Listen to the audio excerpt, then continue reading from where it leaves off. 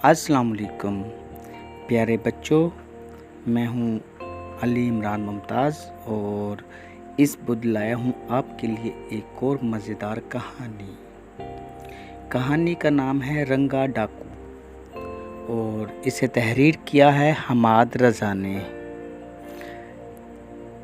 पहले तो आप ये बताएं बच्चों कि आप माह रमज़ान गुज़र रहा है तो क्या आप रोज़े रख रहे हैं? अगर आप रोज़े रख रहे हैं तो माह रमज़ान का एहतराम है, रोज़े का एहतराम है कि झूठ मत बोलें और खाने पीने की चीज़ों से दूर रहें, किसी से लड़ाई झगड़ा मत करें। अगर आप इन चीज़ों पे अमल कर रहे हैं और 5 वक्त के नमाज़ें भी हैं, नमाज़ें भी पढ़ रहे हैं तो बहुत अच्छी बात है। चलें अब चलते हैं कहानी की तरफ। जी तो बच्चों, ये है कहानी रंगा डाकू की। ये पाकिस्तान बनने से पहले की बात है, जब बरसग़ीर पाक व हिंद में रंगा नामी डाकू ने अपनी दहशत फैला रखी थी। रंगा डाकू को एक नहायत ही शफ़ाक और बेरहम डाकू था। वो भेस बदलने में माहिर था। वह जिस इलाके में एक बार वारदात करता फिर दोबारा कभी भी इस इलाके का रुख ना करता। यही वजह थी कि पुलिस के लिए मुस्तकिल सर दर्द बना हुआ था और पुलिस उसे गिरफ़्तार करने में मुकम्मल नाकाम नज़र आती थी।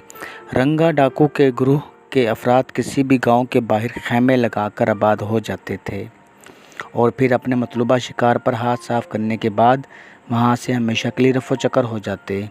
आजकल रंगा डाकू और इसके ग्रुह ने गांव नंदनपुर में डेरा जमा रखा था। तकरीबन 1 महीना होने को आया था। रंगा डाकू गांव में डाका डालने का कोई मुनासिब मौका ना तलाश कर पा रहा था। इससे पहले वो ज़्यादा से ज़्यादा 10 से 15 दिन ही किसी गांव में क़याम करते थे। नंदनपुर में पड़ाव डालने के बाद इनके कुछ रोज़ तो गांव के सबसे मालदार आदमी को तलाश करने में ज़ाया हो गए और फिर जैसे ही उन्होंने डाका मारने का मंसूबा तरतीब देना शुरू किया तो गांव में सालाना मेला शुरू हो गया, जिसकी वजह से गांव में लोगों का हजूम ज़्यादा बढ़ गया। ऐसी सूरत हाल में डाका डालना ख़तरे से खाली ना था, लिहाजा रंगा डाकू ने अपने ग्रुह को हदायत जारी की कुछ दिन मज़ीद इंतज़ार कर लिया जाए, लेकिन मेला था कि तोल ही पकड़ता जा रहा था। एक दिन रंगा भेस बदल कर गाँव की सूरत हाल मालूम करने निकला तो इसकी नज़र एक दरबार पे जा पड़ी। यह दरबार गांव से बिल्कुल हट कर था। रंगा के जहन में बिजली की तरह ख्याल कूंदा, क्यों ना इस दरबार को ही लूट लिया जाए। और वैसे भी वो दरबार डाकुओं की खैमा बस्ती के बहुत करीब था और इस पर ज़ायरीन का बेपनाह रश भी रहता था। आजकल चूँकि गांव में मेला लगा हुआ था, इसलिए ज़ायरीन की आमद मज़ीद बढ़ गई थी। रंगा को पूरा यकीन था दरबार से इसे मोटी रकम हाथ लग सकती है। वो फ़ौरन इसे वापस पलटा और इसने अपने मंसूबे के बारे में अपने ग्रुह को आगाह किया। ग्रुह में मौजूद एक उम्र रसीदा डाकू ने रंगा को ऐसा करने से मना किया, लेकिन रंगा बाजिद था। उसके जहन पे तो लालच सवार थी। इसने अपने ग्रुह को इस हवाले से तैयारी का हुक्म दिया और वो जल्द से जल्द ये काम सरअंजाम देकर गाँव छोड़ देना चाहता था। इसीलिए इसने अपने ग्रुह समेत सरे शाम ही दरबार पर हल्ला बोल दिया। शाम के वक्त दरबार के अहाते में चंद एक ही लोग मौजूद थे, जिन्हें रंगा के आदमियों ने आसानी से यरगमाल बनाकर फ़ौरन चंदे वाले संदूक पर कब्ज़ा कर लिया। दरबार के मतवल्ली ने रंगा की काफ़ी मिन्नत समाजत की, लेकिन रंगा के कानों पर जूं तक ना रेंगी, जिस पर दरबार के मतवल्ली ने इसे बदवा दी, जा तेरा अंजाम बहुत बुरा होगा। रंगा दरबार को लूटने के बाद सरपिट घोड़ा दुराता हुआ जा रहा था। अचानक इसके घोड़े ने हनहनाना शुरू कर दिया। वो आगे जाने से इनकारी था। रंगा ने गौर से देखा तो रास्ते के बीच एक नाग कुंडली मारे बैठा था।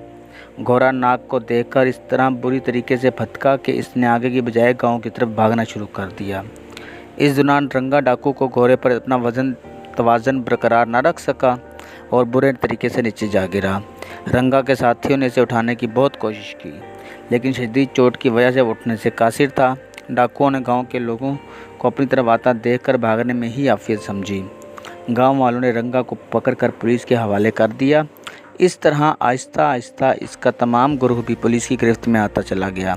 रंगा की कमर पर शदीद चोट आने की वजह से वह अब सारी उम्र के लिए चलने फिरने से माजूर हो चुका था। यूं एक जालिम डाकू अपनी इबरतनाक अंजाम से दो चार हुआ। پیارے بچوں، آپ نے کہانی سنی رنگا ڈاکو۔ آئندہ بدھ ایک اور کہانی کے ساتھ ہم ضرور حاضر ہوں گے۔ یہ کہانی ماہنامہ کرن روشنی اپریل کے شمارے میں شائع ہوئی تھی اور جسے ہم نے اپنی آواز میں KKR چینل سے آپ کے لیے پیش کیا ہے۔ ایسی کہانیاں مزید سننے کے لیے ضروری ہے کہ ہمارے چینل کو سبسکرائب کیجیے اور بیل کے آئیکن کو دبائیں تاکہ ہماری ویڈیوز، ہماری کہانیاں آپ تک بر وقت پہنچ سکیں۔